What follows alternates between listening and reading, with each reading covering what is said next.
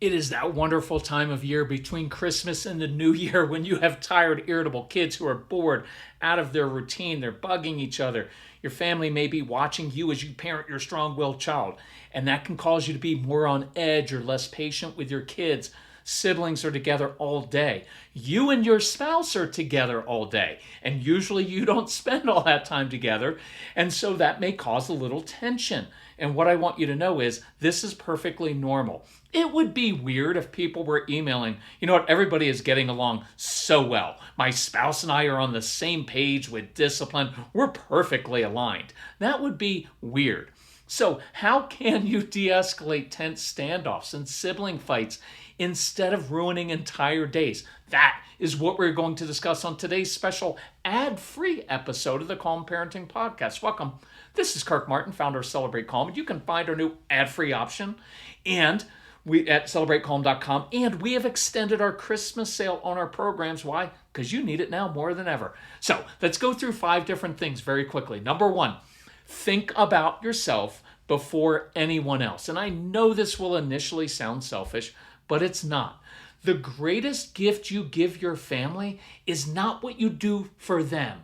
It is what you do for yourself. See, when you make your own needs a priority, when you take care of yourself first, then when, not if, the inevitable meltdowns come later, oh, you're going to be more patient. You can problem solve. But if you're anxious, tired, and on edge, you'll react to every little thing your kids do, and it will just spiral.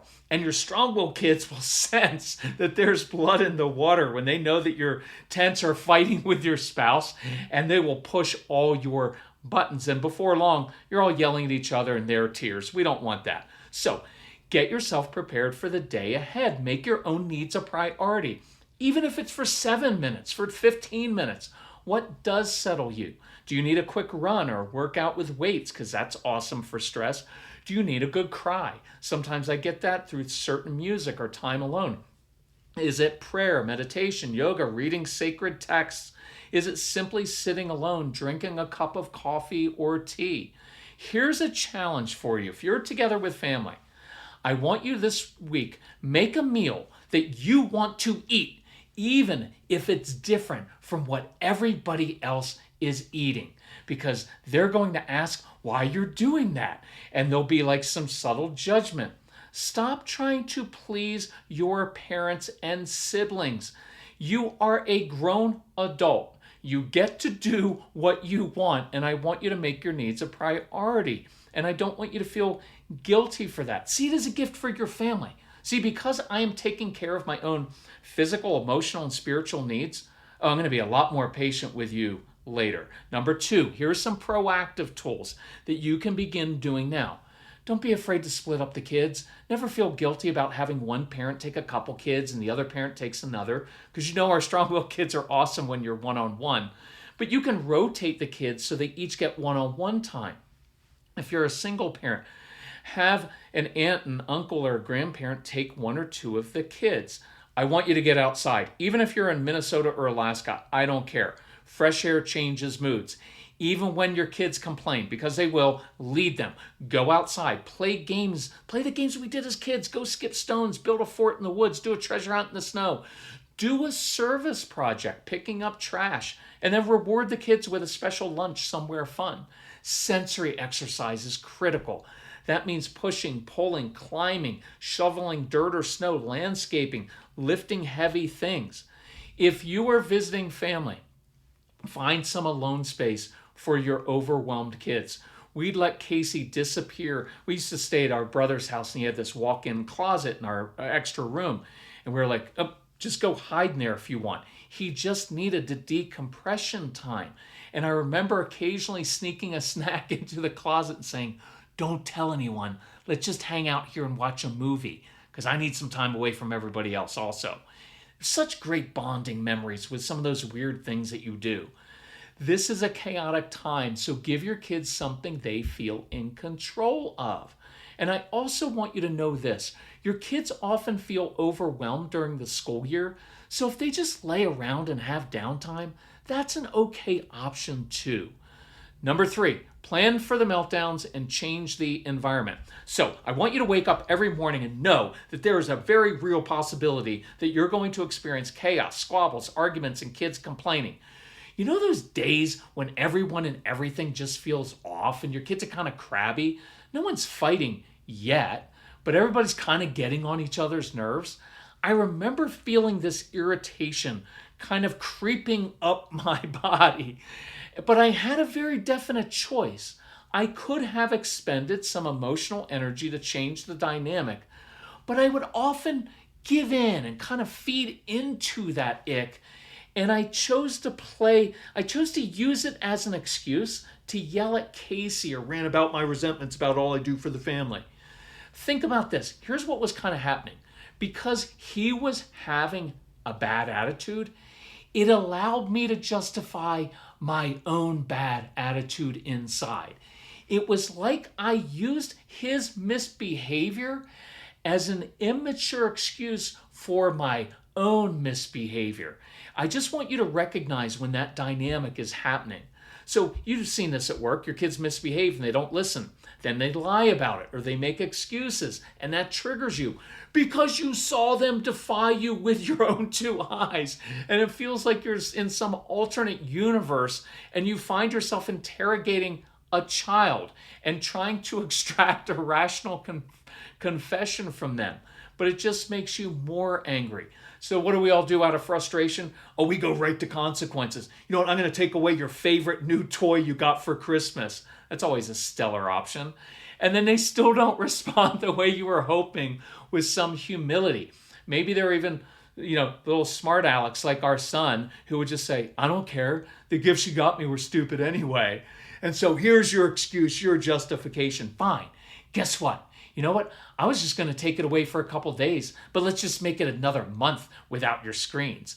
And then you know what happens. That's escalation and tears and tension with your spouse, guilt inside, because you know that once again you didn't handle that right. Maybe there's some shame because your spouse and kids are once again looking at you kind of acting like a child. I was there all the time with that. So let's develop a go-to plan, an exit plan that you practice over and over again. Here's one. Just go to the bathroom. It usually guarantees you get a minute or 2 of privacy without looking at that child who you are allowing to infuriate you. Or just sit. It's helpful. Sitting is a powerful tool. I love it because it's hard to yell while you're sitting. But in more intense situations, it wasn't enough for me, and I needed to do something physically. So I'd say, hey, Case, I just remembered I forgot something from the store. Or I'd say, I'm really hungry. Watch what happens now. See, when you give yourself a different mission that doesn't involve, I need to correct this child and get him to behave better and to get him to calm down. Now I just gave myself a different mission. And so you're focused on that instead of just trying to control your child. So you begin moving physically with achievable goals, grabbing your coat, finding your keys. So your energy is temporarily focused on those missions. That can be really helpful. And then you add, hey, you want to go grab a couple tacos or a smoothie with me? Hey, could you help me at the store? Now, you can't always leave the house, and I've done this before in multiple podcasts, but you could give them something to do at home, and even with some self-deprecation, say, I threw my back out getting out of bed this morning. Do you think you're strong enough to help me move the sofa in the basement or empty those bags of mulch in the garden? Why I like these options is you are inviting your child to be with you. That's important because I don't want you getting in the habit of or continuing the habit of just leaving in order to calm down, because then your spouse will feel betrayed in a sense, like, oh great, run out of the house when things get tough and leave me to clean up the mess with the upset child. And you're going to reasonably ask, well, aren't we just letting the child get away with things? No, you don't have to take care of every single issue in the next minute and a half. I know a lot of us as dads fall into that pattern because we're like, I'm going to nip this in the bud right now. And we end up inciting a 4-hour meltdown, and now there's tension with you and your spouse. No, I de-escalate first, and then I discipline once everyone is in a calm, rational state. Look, here's an easy one to reset. Do something weird, like throw some mac and cheese or loose change in the backyard and see if your kids can find it with a treasure hunt. That movement and fresh air will help reset everyone. And you'll probably get the humility you wanted from your child by demonstrating it first. See, you lead them to humility with your own humility, not by demanding it. Now, what about when the siblings are fighting? How can we stop this? So, this is usually the spot where 2 ads would be played from sponsors, but we decided to make this episode ad-free to end the year.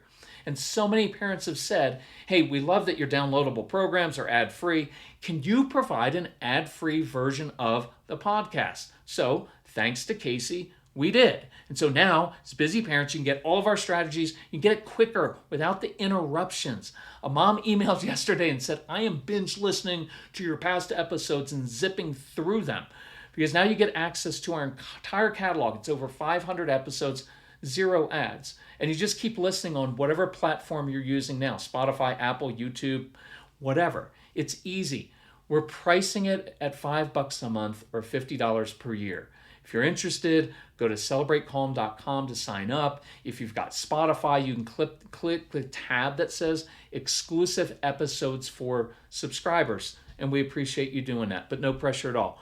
Okay, number 4, change your kids by controlling yourself first. I've done entire episodes on sibling fights. Look up episode 502.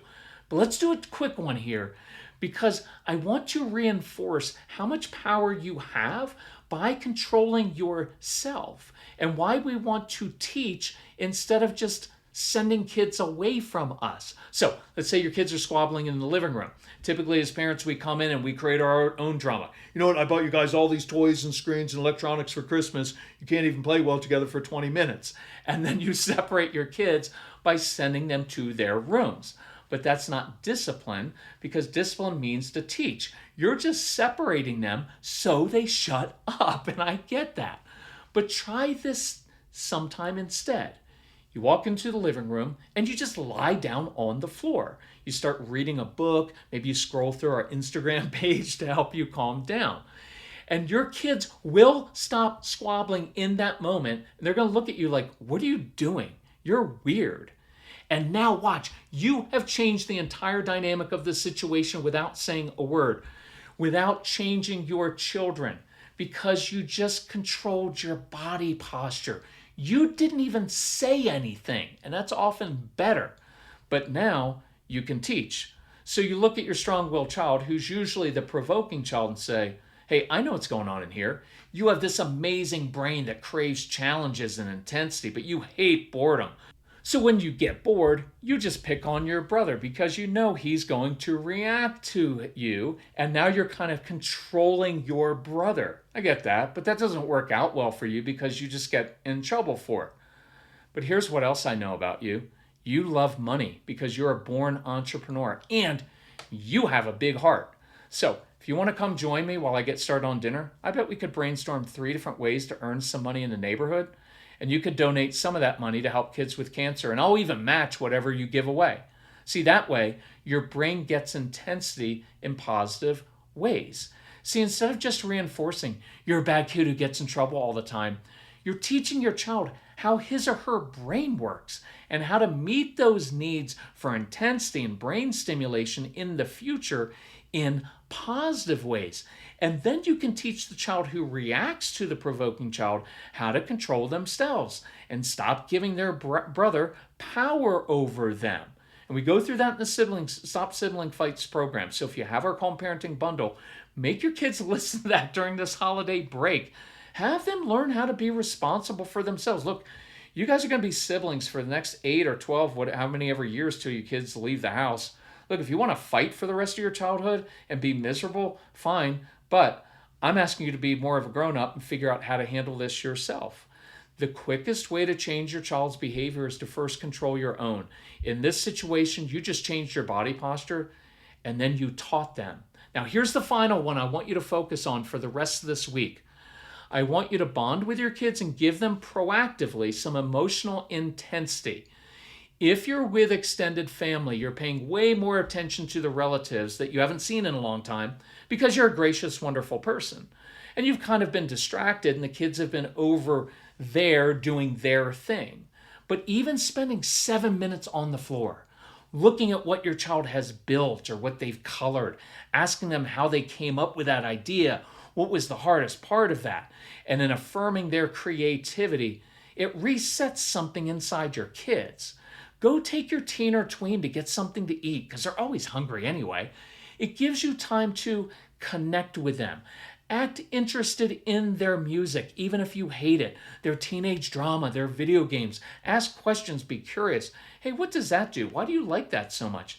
That will change their behavior more than anything else. Now, here's a bonus idea from a couple from Indianapolis. They said, we let our kids listen to your programs and we asked them to come up with their own ideas for how to begin the new year on a better note. Our 12-year-old is now getting up in the morning without any fights. He said, if you just will not talk to me and if I can listen to music while I get ready and eat my breakfast, I'll just do it. And I'll do it without a fight. Our 9-year-old liked hearing Casey's idea of the code word when she's upset because she's got a little mouth on her. So she discovered a Scottish swear word from her grandfather that's kind of humorous, and it's helped de-escalate situations, so we're okay with that. Our 6-year-old's ears perked up when he heard you talking about sleeping in a sleeping bag in a tent. So guess what? He's been sleeping much better, not getting up in the middle of the night since we bought him a little tent for his bedroom. See, sometimes these weird ideas work. And when you give your kids some ownership and let them come up with their own solutions, then they own them. And it's not always coming from the outside, especially for our strong-willed kids and our kids with PDA. You give them ownership and you honor their creativity and you're flexible. So I encourage you, if you don't have them, get all 17 programs, download it immediately, even before the new year starts. Share them with your child's teachers and that foul-mouthed Scottish grandparent you have. And you can find that. The new ad-free version of the podcast is at celebratecalm.com. Here's the thing. Email Casey, C-A-S-E-Y, at celebratecalm.com. If you need help with anything, if you need help financially, email him. Okay, I want you to go hide in a closet, throw some mac and cheese in the backyard, make yourself a priority. Make yourself a meal that you want this week. Lie down on the floor during the next sibling squabble and practice your new go-to calming routine. You've got this, moms and dads. Love you all very much. Much respect for you for working so hard at this.